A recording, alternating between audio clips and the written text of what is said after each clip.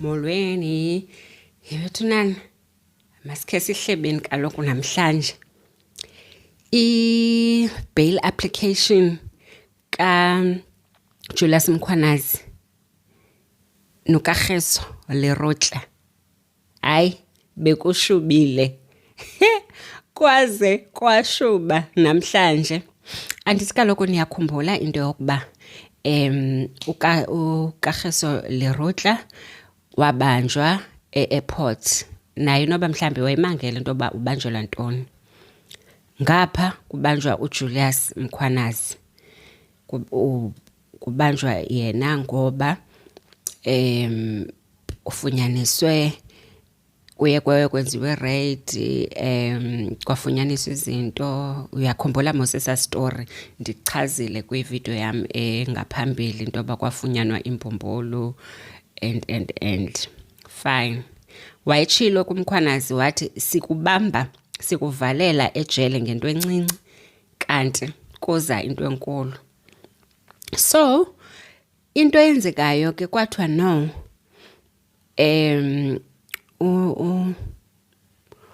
ukaGeso ulinka noJulius Mkhwanazi. Mamela kuba ulinka kanjani lo kaGeso. uKaGeso Lerotle lona uyi-city manager yase-EMPD. So njengoba eyi-city manager njena wayekade eyi-CFO, kuthiwa ke ubhutiza lo bathi behamba wadriver ngespeed and then wabeseyabanjwa ke for ispeed ne-drunken driving. Hayi ke wafayinwa. Ukufayinwa kwakhe waphuma.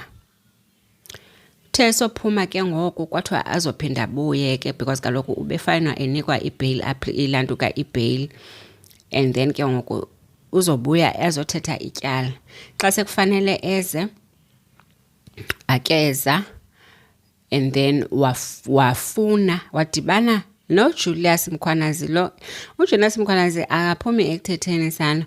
Wadibana noJulius Mkhwanazi wathi bra, uqhele ukundinceda ezintweni ezininzi, ndicela senze indlela because andikwazi ukuya ecourt. I'm preparing for this interview ye-CFO, and once ndiyifumane le position like yonke into izohamba kakuhle. Julius Mkhwanazi wathatha udriver wakhe, vele court ke lento waba nguye umuntu ohamba icase, ndikuxelele. And then udriver wabese yagwetywa ke i-community service, of which lo community service ke zange ayenze. Kuthiwa ke uJulius Mkhwanazi allegedly was given i-400,000, of which enye yemali ke yiyo le ayinika lo mntu lo uba ayomaphayana ecourt, uyaqonda, on behalf of uKaGeso Lerotle lo. Niyabuqonda bethunana ubuqhophololo obunjena. Ungayicinga kanjani lento into yoba kuthiwe hayi ungayi wena ndizothatha lo mntu ayoba nguwe? Yenzeka kanjani nalento? So if wayegwetyiwe ke ngoku wayezogwetyelwa into angayaziyo lo mntu lona. Yebunana uJulius Mkhwanazi usefuna ukusizelwa ke ngoku njengoba ebesehleli phayana nje ingathi uyachipichipiza. Size apha kuye ke ubhutiza uJulius Mkhwanazi. Hayi bathe nje ngeke bamnike i-bail because uyingozi kakhulu. Bonke abantu ababe involved kwicase yakhe, imajority yabo basweleka. Uyakho Hanekom lo owamfonela ngo-2 AM xa sekwenzekile laa mntu lobemthotsharisha wabhubha. Wafika uMkhwanazi nguye otshoyo into yoba hayi ndamfonela uMkhwanazi, wafika ngo-2 wathi umzimba masihambe siyowulahla edamini. Yakho Hanekom wa-assassinatwa, wabulawa kucinywa ubungqina boba kaloku nguye umntu owafowunayo, watsho kuye waba ne-meeting naye into yoba okay yenzani kanjena, and he made sure into yoba umzimba uyaphuma uyahamba, and then wabeseyagoduka ke kule operation ababeyenza because kaloku unguboss wabo kwabo izigwerikweri zabo. Kwathiwa ke hayi, wena usathi nguyakho Hanekom owaswelekayo, uWitness D.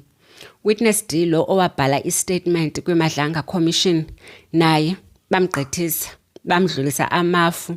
Ndithetha into yoba bamthuma uPhuthu uWitness D because wahamba kaloku wayobhala istatement kwiMadlanga, wachaza yonke into.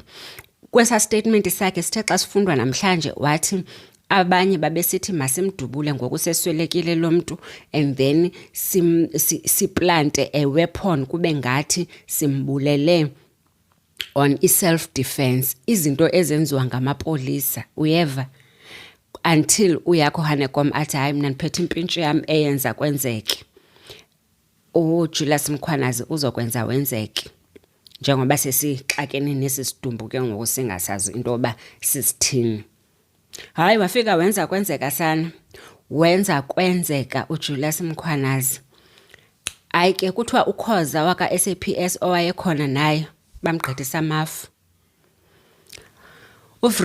uViandre Pretorius uPN wazibulala because ubesazi into yoba akazukwazi ukumelana necourt, because uyabona into yoba bonke ubungqina bumkhomba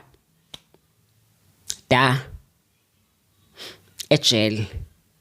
Uyabona ngoku ngabe usejele, uzincede nje ngoba ke avele azibulale phaya egaraji. So bethunana niyawabona lamabhulu into yokuba ayakwazi ukuyenza icrime nje masihlale sithi nje yo hayi akungcono amabhulu kwathina kungathangani.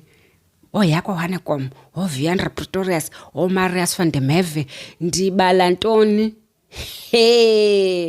Hayi kodwa ke wonke umuntu involved uthunywe uPhuthu. So yiyo ke lento ngeke uJulius Mkhwanazi bangazofuna ukumdedela. Abafuni because kaloku kusavela lena nje uJulius Mkhwanazi kukhona nezi kaloku ezo matlala, kukhona nezi kaloku eze stones, precious stones or the rock akwathunyelwa le gang yakhe ehijackayo into yoba bahambe bayoyithatha eworth 14 million, ekungaziwa into yoba bayithengisela bani, imali bayohlula kanjani, because kuthe sekufika ke ngoku i-IPD izokwenza yonke investigation yafumana sekushiyeke amatye aworth 40,000. Can you imagine? From 14 million to 40,000. Wavuma ke lo wathi hayi ngamatye wakhe andazi atheni. Yethonana uJulius Mkhwanazi kaloku ngulowa njena wathi uMatlala ngubhuti wakhe bebencedana, ngulowa wamfakela i-blue lights enza yonke into. Uyaqonda? Niyasikhumbula istory sika Mike van Wyk lo veza imali athi Julius masidibane ephethe istaki semali engaka. So zonke ezo zinto ke ndikuxelela zimkhomba phakathi ejele. Izothiwa nalento yo hayi bethuni